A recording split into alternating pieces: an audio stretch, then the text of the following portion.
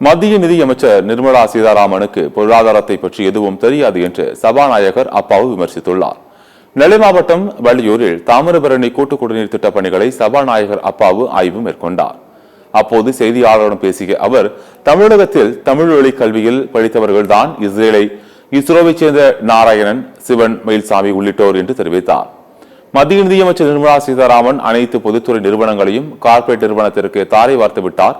அவருக்கு பொருளாதாரத்தை பற்றி ஒன்றும் தெரியாது என்றும் அவரது கணவரை கூறியுள்ளார் எனவும், நிர்மலா சீதாராமனின் கணவரின் கருத்துதான் எனது கருத்து என்றும் அப்பாவு தெரிவித்தார்.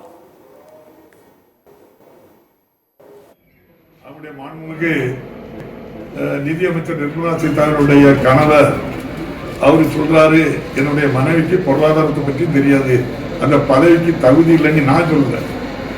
அவருடைய கணவர் தான் அந்த வார்த்தையை அவங்க சொன்னாங்க. அதுபடிதான் இப்ப நம்ம பார்க்கும்போது என்ன தெரியுதுன்னா, இந்தியா வாங்கின கடன் 55 லட்சம் கோடி ரூபாய், 67 வருஷம் 55 லட்சம் கோடி ரூபாய் கடன் வாங்கி. இந்த அம்மா பொறுப்பேற்ற பிறகு 10 வருஷத்துல 135 லட்சம் கோடி ரூபாய் கடன் வாங்கியிருக்கு. பாதி பொதுத்துறை நிறுவனங்களையும் வித்திருக்கு, 135 லட்சம் கோடி ரூபாய் கடன் இருக்கு. இப்ப எனக்கு இதை பார்க்கும்போது மாண்புமிகு நிதியமைச்சருடைய கணவர் சொன்னதுதான் சரியா இருக்குமோ.